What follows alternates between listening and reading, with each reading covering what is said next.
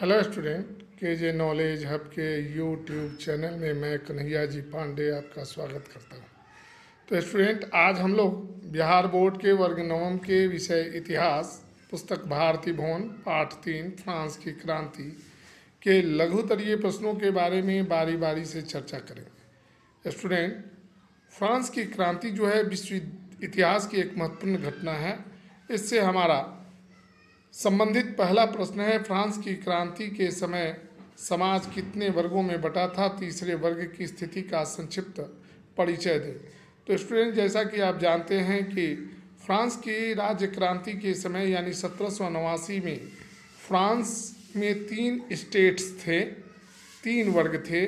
ये थे पादरी वर्ग, दूसरा वर्ग जो था कुलीनों का था और तीसरा सामान्य वर्ग था जिसमें किसान और श्रमिक तथा समाज के अन्य लोग शामिल थे।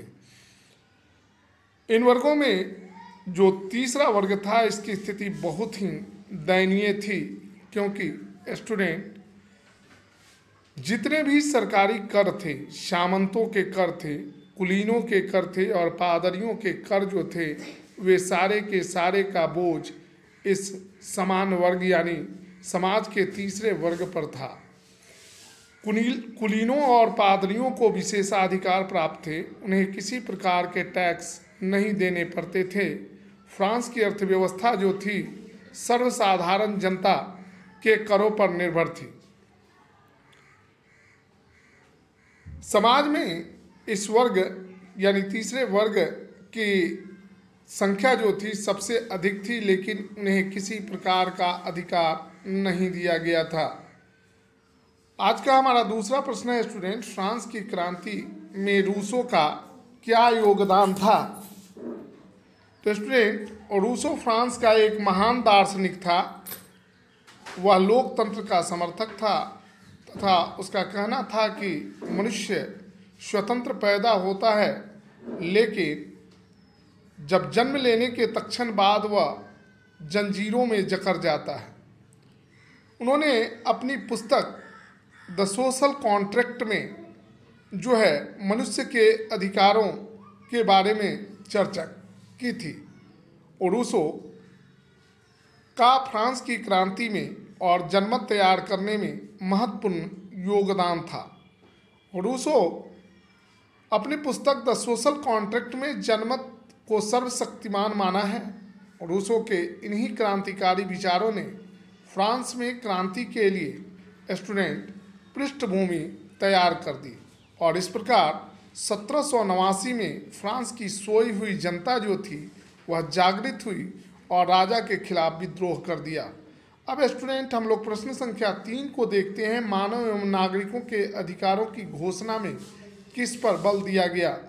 तो फ्रांस में मानव एवं नागरिकों के अधिकारों की घोषणा में समानता, स्वतंत्रता और बंधुत्व, संपत्ति की सुरक्षा तथा अत्याचारों से मुक्ति के अधिकार को नैसर्गिक एवं अहरणीय माना गया। इस घोषणा पत्र में जो है लोगों को विशेष अधिकार यानी कानून के समक्ष सभी को बराबर माना गया। स्टूडेंट, अब हमारा प्रश्न संख्या 4 है, अमेरिकी स्वतंत्रता संग्राम ने फ्रांसीसी क्रांति को कैसे प्रभावित किया? तो अमेरिकी स्वतंत्रता संग्राम को ने जो है फ्रांस तथा वहाँ के लोगों, अमेरिकी स्वतंत्रता संग्राम में जो फ्रांस के लोग थे उन्होंने बढ़ चढ़ कर भाग लिया था। फ्रांसीसी सैनिकों ने लफायते के नेतृत्व में इस युद्ध में भाग लिया था।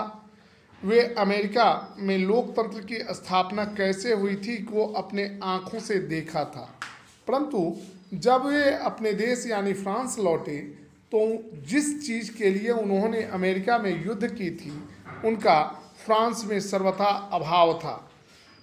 अतः वे सैनिक जो थे फ्रांस के क्रांति के अग्रदूत बने और उन्होंने पूरे फ्रांस में लोकतंत्र के संदेश फैलाने का प्रयास शुरू कर दिया।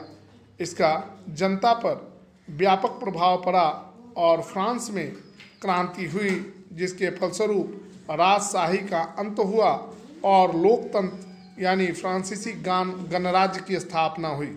अब स्टूडेंट, आज का हमारा पांचवा सवाल है, बास्तिल के पतन का फ्रांसीसी क्रांति में क्या महत्व था।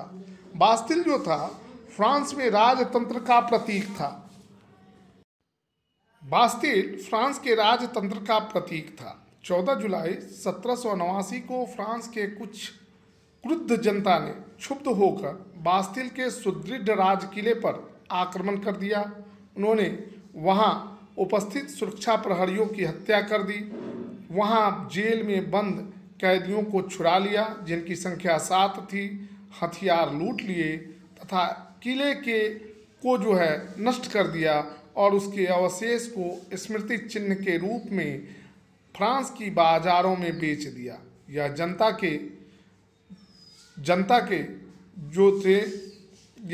के द्वारा किया गया स्वतः स्फूर्त क्रांति थी जो सारे फ्रांस में फैल गई। इसके बाद जनता ने ग्रामीण किलों को नष्ट कर दिया, गोदामों में रखे गए अनाजों को लूट लिया तथा लगान और भूमि संबंधी दस्तावेजों को जला दिया। 14 जुलाई को फ्रांस में स्वतंत्रता दिवस के रूप में मनाया जाने लगा। राजा ने बाध्य होकर अपनी शक्ति पर संवैधानिक नियंत्रण को स्वीकार कर लिया। अब हमारा स्टूडेंट प्रश्न संख्या 6 है, रोबेस्पियर के विषय में आप क्या जानते हैं। रोबेस्पियर जैकोबिन दल का सबसे प्रभावशाली नेता था। वह उग्रपंथी था।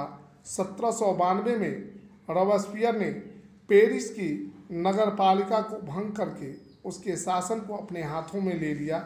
10 अगस्त 1792 को ट्यूलेरिए के राजमहल पर जनता ने आक्रमण कर दिया।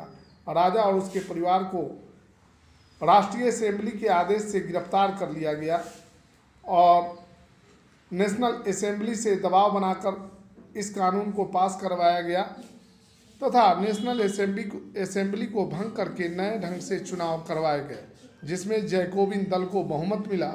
रोबेस्पियर ने 21 सितंबर 1792 को राजशाही को समाप्त करके 21 जनवरी 1793 को राजा को गुलेटिन, एक ऐसा हथियार था जिस पर गर्दन को रखकर एक बार काट दिया जाता था, चढ़ा दिया। फ्रांसीसी क्रांति में जो थी ये रोबेस्पियर की महत्वपूर्ण भूमिका थी। अब स्टूडेंट, फ्रांस के क्रांति के स्वरूप के बारे में हमारा प्रश्न संख्या 7 है। फ्रांस का क्रांति जो था मध्यम वर्गीय क्रांति था। मध्यम वर्ग के हाथों में इस क्रांति के फलस्वरूप सत्ता आई। उन्होंने मध्यम वर्ग को राजनीतिक एवं आर्थिक अधिकार दिलाने का प्रयास शुरू किया। स्वतंत्रता, समानता और बंधुत्व के सिद्धांत को लागू होने से मध्यम वर्ग को लाभ हुआ। अतः हम कह सकते हैं कि 1789 की फ्रांसीसी क्रांति जो थी वह एक मध्यम वर्गीय क्रांति थी। स्टूडेंट, हमारा आज का अंतिम सवाल है, प्रश्न संख्या 8, विश्व इतिहास में फ्रांस की 1789 के फ्रांसीसी क्रांति का विश्व इतिहास पर क्या प्रभाव पड़ा। तो स्टूडेंट, 1789 की फ्रांसीसी क्रांति का विश्व इतिहास में प्रमुख स्थान है। इस क्रांति के बाद आधुनिक काल की शुरुआत हुई तथा पुरातन व्यवस्था जो थी वह भंग हुई। लोकतंत्र, समाजवाद, राष्ट्रवाद, स्वतंत्रता, समानता, नागरिक अधिकारों की सुरक्षा की भावना का विकास इस क्रांति के बाद बलवती हुई और इस क्रांति के उपरांत विश्व में एक नई व्यवस्था की नींव पड़ी जो वर्तमान काल तक चल रही है। तो इस प्रकार आज हमने स्टूडेंट फ्रांस के राज्य क्रांति यानी 1789 के फ्रांसीसी क्रांति पाठ 3 के सभी लघुत्तरीय प्रश्नों के बारे में चर्चा की। अगर आपको हमारा वीडियो अच्छा लगे तो आप इसे लाइक करें, शेयर करें तथा हमारे YouTube चैनल के